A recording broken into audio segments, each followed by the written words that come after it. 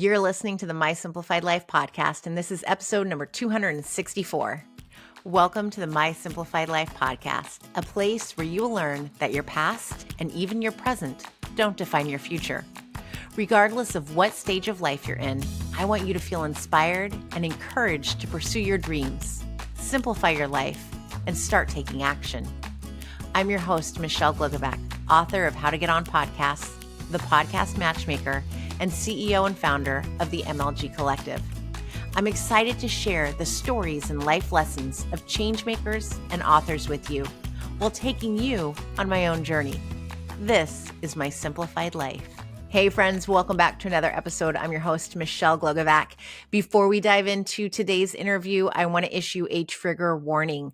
We're talking to Leslie Rasmussen, who is the author of The Stories We Cannot Tell. We are going to talk about miscarriage and infertility, as well as whether or not someone has an abortion. These are the themes that are in her book, and we have both experienced miscarriages, so we talk about that lightly. I thoroughly enjoyed reading The Stories That We Cannot Tell. It focuses on two women who are going through similar aspects in their pregnancy, and they are brought together by a support group because of it. Leslie is so refreshing because these are stories that we don't normally share, and yet we should be sharing them. We should be letting women know that they are not alone in any of this, that these experiences, while unique to them, are not unique to women around the world. And so I feel it is important that we have these conversations so that someone out there who's listening knows that you are not alone and that there is support for you. The story is one that will tug on your heartstrings, not only because of the topics, but because it's a really great story as well. It had me in tears. It did have me chuckling along the way. And there was definitely a big part that I went, oh, I didn't see that one coming. And I absolutely texted Leslie as I got to that part in the book. So it had some good surprises as well. Without further ado, here's my conversation with Leslie. Hi, Leslie. Hi, Michelle. So good to see you. So good to see you. I'm so happy that we get to talk in person, really not in person, but in person.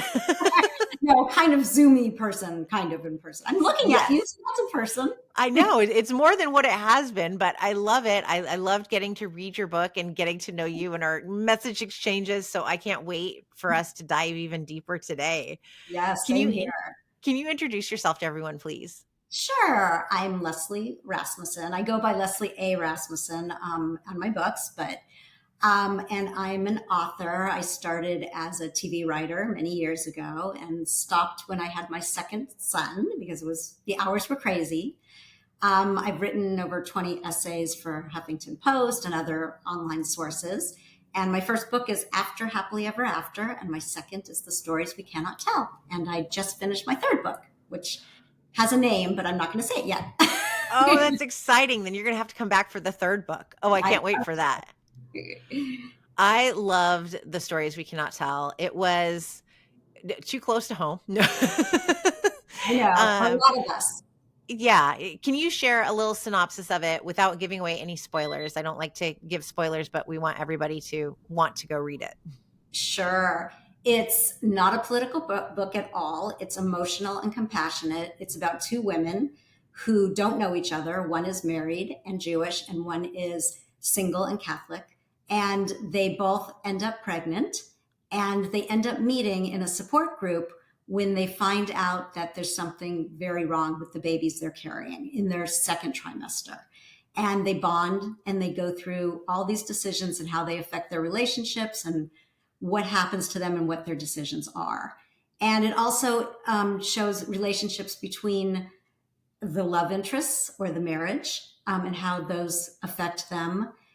And it's really just a very strong friendship story about very tough decisions that you may have to make.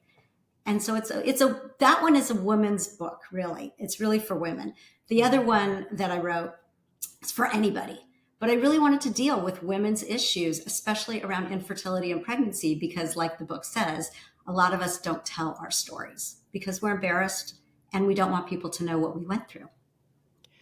And I miscarried with my first child, and I remember people saying that we don't share those stories, and so I always made a point that I would share it, that I miscarried. I had to have a DNC. It's referred to as an abortion, Yes. even when it's a miscarriage, and I Which is did crazy, not know. Well, I honestly. didn't know this until I was delivering my son after the fact, and the paperwork came in. They're like, we just want you to go through your medical stuff, before you get wheeled in to have your baby. You've had an abortion. And I was like, what? No. And my husband's looking at me, and I'm like, what is this? And it was the DNC that they were referring to. But how emotional and traumatic can it be as you're giving birth to your first child for Yeah. them to present this to you? And that's when you realize that this is what it's called. And I Yes, think it is called with an abortion, and you wanted that baby so bad because I also went through miscarriages and I had DNCs. And at the time, they didn't call it an abortion. Mine was a long time ago. They didn't say that. But I think more recently that became the term that they use, especially in this political climate. Right. And now so more than ever, you know, we won't get political, but I like to say is, if you've never had one, let me tell you, it's not something that women are like, woohoo, let me go get one. No, Oops, I got pregnant again. No big exactly. deal. I'll just go get a DNC, because it's the most horrific Yeah. thing I have ever Enough. experienced. Yeah. It turned me into a deep depression afterwards, for months. Yeah. And Same here. it's not something I would wish on anybody. So I No, don't if we want to go political wise, then that would be my statement of, no woman is out there having these for fun. absolutely not. And when I wrote the book, I actually decided to write the book long before Roe was overturned. I just thought people should see a side of pregnancy where women want this baby more than anything. And they're put in a situation that they may or may not decide to have an abortion. You have to read the book to see what they decide. But it's not something they want to do. They're put in this terrible, terrible position. And then, right when I was going to send it to publishers, Roe was overturned. So it Mm, became like it came out quicker. But to me, it's all about whatever you decide. I don't care if you're pro life, pro choice, whatever you are, it's having compassion for somebody else's choice that may not be your choice. But it's just having compassion to see that somebody wants this child more than mhm. anything. And they're put in this to have to make that decision, which is unfair. It's like you said, the DNC is awful. Who would want to have one of those? Nobody. Yeah. So to call it an abortion makes it sound negative, which it is negative to you because you're going through it, but it's not what you want. Yeah. What inspired you to write this story and to share it with the world? Well, over the years, my kids are older, they're young adults, but over the years, I have had so many friends that have gone through, whether it's miscarriages, whether it's exactly what these women went through. And I went through something similar. And I just felt like I kept these stories to myself. I did not talk about it. My closest friends at the time, of course, everybody knew. But anybody I met later, I mean, this was 9 years ago. So it was a long time ago. So anybody I met later, nobody knew my story. And I wouldn't have shared it because I was embarrassed. I was, at the time, I felt like, oh my God, my body's not working right. So I don't want to tell anybody that. I'm a woman. I'm supposed to just have babies. And so I thought there's these stories here about two different women, especially different religions. So they have different things they're looking at, of how and why they would make a choice. And I thought, I want people to start talking about this and not feel like they're all alone and know other people have gone through it and know that it's not something that you have to hide and feel embarrassed about. And so that's kind of what made me really want to write the book, is just to get it out there. And the reviews have said the same thing. A lot of women have contacted me and said, thank you. I never told anybody my story of what I Mm. went through. And I also did a book club. My mother's 87 years old, and she had a book club and she invited me, and her friends always read my books. And I went for this one. And these were women anywhere from 75 to their 80s. And I can't tell you the stories they shared. Now, these are women that knew each other really well and did not know each other's stories. And Mm. they shared stories with everybody about infertility and miscarriage, and also going through ending a pregnancy when it was illegal. And everybody was like, I didn't know you went through that. It was amazing to see these old women talking about this. And that's really why I wrote the book. Oh, I love that.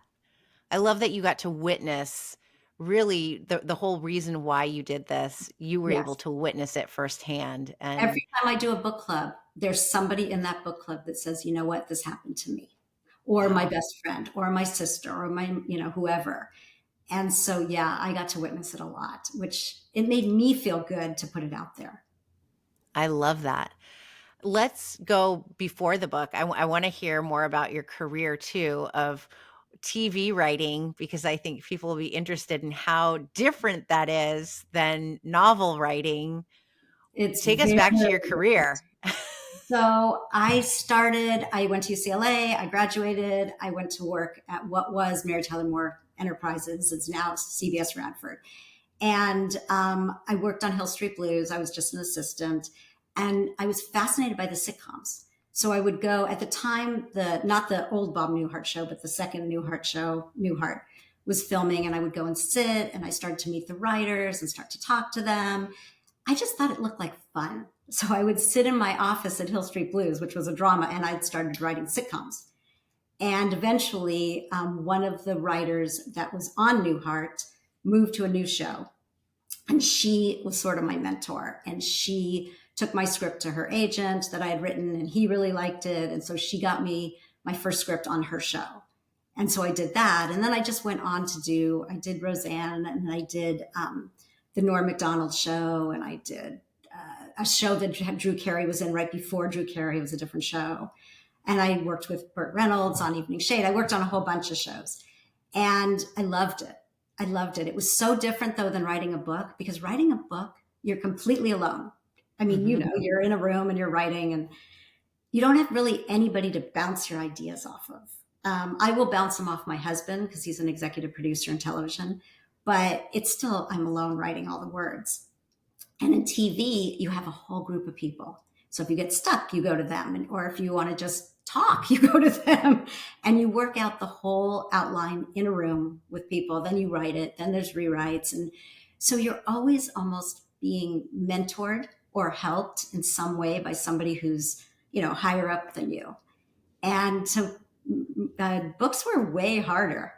I mean, before I wrote the books, wrote a lot of fun personal essays because I love humor because of my Hmm. sitcom background. So I like witty dialogue. So I wrote a lot of personal essays for Huffington Post. And then I eventually wrote the books, which took a lot, at least. Now I'm better at it. At the time, I wasn't so good at it. Do you think that since you were writing on shows to today, like have things changed in the way you see how shows are written or the humor that's used? Is there a difference? I would say the biggest difference is that everything has to be much more politically correct. Mm, Standards and practices is on them more. In dramas, you can get away with more on some things, but not, I mean, network television is different than like Netflix or whatever, something yeah, else. or Amazon, Apple or yeah. they can do whatever they want. But I have seen a lot more political correctness going on. But I think the process is the same as far as just going in the room and working on the outline together, and then going off and writing and coming back and rewriting. All that's the same. I interviewed Patty Lynn, who wrote End Credits, who worked Mm, on Freaks and Geeks and yeah. Friends and Breaking Bad and everything. And it didn't sound like it was an experience that I'd want to do. She had some horror stories in there. There's the levels of who's writing and, oh, you're out now and we move someone else in, Yeah. but that it's so fast moving too. It's fast moving and it's more competitive. So like with books, I have met so many wonderful authors who have helped me, promote my books, and I promote theirs. And there's a lot of nice synchronicity. That is not the case necessarily in television. I think I've worked with some great people, but I've also worked with some very competitive people where, you'll turn in a script and a whole bunch of people will laugh at a particular joke and somebody else will come and go, I don't get it. I think we should take it out, because they don't want you to get the laugh. They want theirs to go in. So it's just, there's much more competition. And I have enough bad stories too, but I have a lot of good ones also. I really enjoyed it. And now your husband's still in it and Yeah. loving it. So I'm sure you get to live a little vicariously I don't through know if that he too. loves it anymore. He's been doing it for like 30 years. I can't say he loves it, but he still does it. He's honestly the most talented writer I know. So he teaches me a lot. When I write an outline, I give it to him and he edits it, just to like make sure everything makes sense. He's really good at that, really good at structure. And he's very funny too. So That always helps, because I come off sometimes I think it's funny, and yet I'm like, oh, I don't know that I'm that funny, but maybe I am. I know. Sometimes I put it down and then I come back and I go, did little elves come out of the drawer and rewrite this? Because it's actually funny. And I don't remember being funny on this, but he thinks it's crazy that I write books, because for him, that would be a real big challenge. Because he's like, I could That's never interesting. Yeah. Yeah. And, like writing for a sitcom is all dialogue versus, and I find this has been hard for me as I'm attempting a novel. I'm like, oh yeah, I'm missing all the dialogue. Like there's no dialogue I need to insert. I'm the opposite. I'm great at the dialogue, and then I have to go back in and put in all the, where it takes place and what it looks like and all that kind of stuff. But see, my husband's also written drama. He's done both over the years. So he kind of knows both formats. Mm-hmm. But for me, dialogue is the thing I want to write the most, because I just think it's so much fun. And then you have to remember, wait, this person doesn't know what room I'm in. This person doesn't know. I know where they are, but they don't know. So you have to go back in and put in, as they say, all the senses, sight, smells, everything. So what would you say you miss from sitcom writing, besides the fact that authors are very much more supportive? It's not so cutthroat. Is there something that you miss from then versus now? I love the author community, but in television, it's just, there's so many people around. There's always somebody to talk to bounce ideas off of. I am like an extroverted introvert, if that makes any sense. Yes, same. I really like to be alone, but I also really like to be around people at times. And so sometimes it's like, oh, I have to go sit at my computer by myself and write, as opposed to walking into somebody else's office and going, hey, what's going on? And then talking to them for 5 minutes and then going to write. It's a little different. So that's what I miss the most, is the camaraderie from that. I feel like that's very similar to a corporate job. Yeah, exactly. But I love being on the set too. I mean, I grew up here in Los Angeles, and I have to say the biggest thing for me was I just wanted to be on a set. I didn't care what I did. I just wanted to go to the studio and walk around studios. And when I was 14, you used to, before 9/11, you could sneak onto Universal's lot. So my friend and I, when I was 14 and she was 15, you could go up the stairs at Bank of America and down the other stairs after you walked through and be on the Universal lot. And we used to do that. And we'd just walk around and try to see what was going on. And I just knew I wanted to work in a studio. I didn't know what I wanted to do at the time, but I knew that's what I wanted. So I still get that feeling every time I drive on a studio lot. Oh, I love that. And have your kids gotten the bug too? My oldest is a writer's assistant, and he's written some scripts that have been shot. And that's what he wants to do eventually. And my youngest is, he's right now in school for visual effects. So he'll be doing something like that, but just different, not writing. So it's in the genes for sure. It's in the genes. At least the creative aspect is in the genes. Yeah. I like that. Let's go back to the book for a second, because I'm not going to give away the spoiler, but there was a part in the book where I stopped reading and I sent you a message and I went, oh my goodness. Did not see that coming. What was that? Did you just come up with something out of the blue, or did you plan on this little nugget of surprise information that was in the book? Was it planned out or not? It wasn't planned at all. I was writing the book and I got through a certain point of the book, and I don't know. It just came to me. It's like, well, what if this happens? I was like, well, people are either going to love it or hate it. And thank God most people love it. A couple people, of course, go like, I saw that coming. Okay, fine, whatever. You're probably the one that goes to read the back of the book to see who murdered the person first. So, but most people didn't see it coming. And I loved that aspect. I liked doing something that was a little bit shocking. Because I didn't see it coming. And then Good. once I saw it, I'm like, oh, Then you see the yeah. little breadcrumbs. I did go back and leave. Once I came up with that, I went back Yes. in and left little tiny breadcrumbs that you wouldn't necessarily know they're breadcrumbs until you see the twist. And then you'd be like, Yeah. oh, that's because of this, this, and this. Yeah. Yes. It was enjoyable. It was, yes. Good. So it I'm was glad. like, Thank you. that's the suspense, everybody. It's not a suspense book, and yet there's an element of suspense you won't see coming. Which I'm glad. Thank you. I love that. Can you share with us a little bit about the next book? You don't have to say the title, but what No, I'll direction are share. you I'll going share. in? So the next book is about three sisters. They're adults, adult sisters, and they're single mother, and they have this great relationship. Everything seems great. And then out of the blue, the sisters are told that the mother has committed suicide. Mm, And they do not understand why that would be. So the three of them leave their lives and move into her house and try to go through figuring out why she would do this. And as they do this, they follow clues to different places, and they start to find out that what they thought was who they were and who they thought she was are very different. And mm. they uncover all these clues to her past and their past that they didn't expect. So it's I it's like it. basically like book club fiction with a little mystery, because it's also really about their relationships and how things that they couldn't control made them make decisions and do things in their lives up to Mhm. adulthood that they didn't understand why they were doing. And now And they how can. did you get the inspiration for this book? This one came because there was a lot of articles at one point a year ago about teenagers that were going off to college. They were Parents thought everything was going great. They were telling their parents everything was going great, and their parents would find out that they killed themselves. And the parents had no clue why they would do that. And so they had to go and try to find out why they would do that. So I didn't want to do it about a teenager.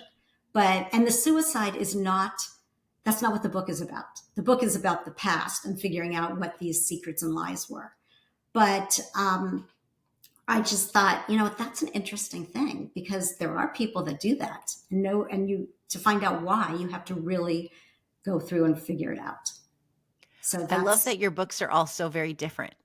they're You're all, not like sticking to one no, lane. and I don't know if that's good or bad. I mean, they say women's fiction, but my books, like this one, really is women's fiction. This one, I had tons of guys read and told me that they were so happy they read it because it helped their marriage. I was like, well, that's interesting. This one, anybody could read, even though it's about four women. It's from 4 points of view, also. So even though Oh, you're still getting what's happening to the mother from her point of view, even though she's not alive necessarily. I So like that. And went with back the in stories time. that we cannot tell, you also wrote it from the different points of view. Yes, both How women's. is that? Do you write each chapter going back and forth, or do you write them all from one point of view and then go to the next point of view? Well, the first book was from Maggie's point of view. So that was all from her point of view. The second book was from both Rachel and Katie, and I just went back and forth. The third book, I basically did the same thing: the mother, then one sister, one sister, one sister, back to the mother. So it goes, in order of what's going on, but at the same time, you're getting different points of view from each person.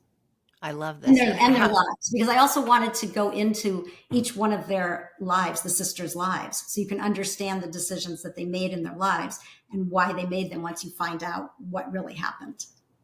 and how long does it take you to write these books?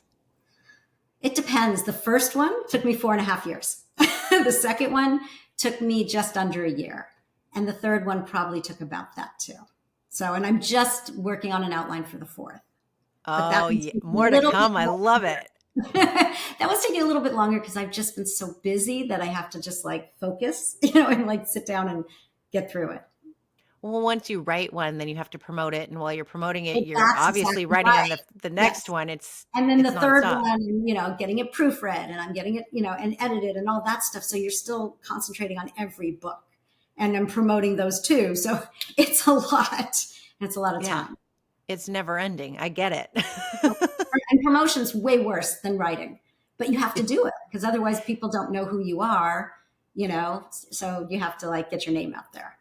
And Yeah. this book I had a PR firm for both books, but this one was great because of the subject matter. They got me on NPR and they got me on XM radio to talk about it. So, which was really good. So that promoted it pretty well.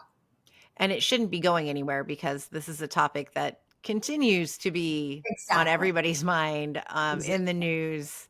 It's Yes. definitely not going anywhere anytime Exactly. soon. So That's what I can see I'm this hoping. lifespan of your book is going to be around for many years to come.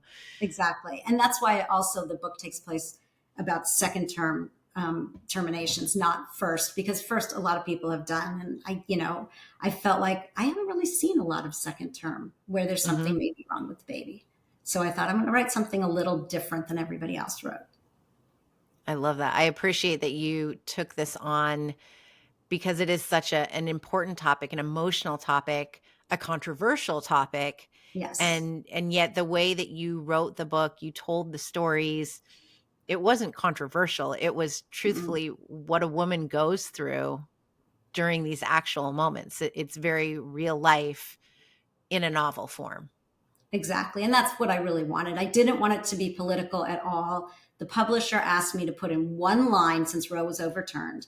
And the only line that's in there was that the characters live in California and they live in Los Angeles.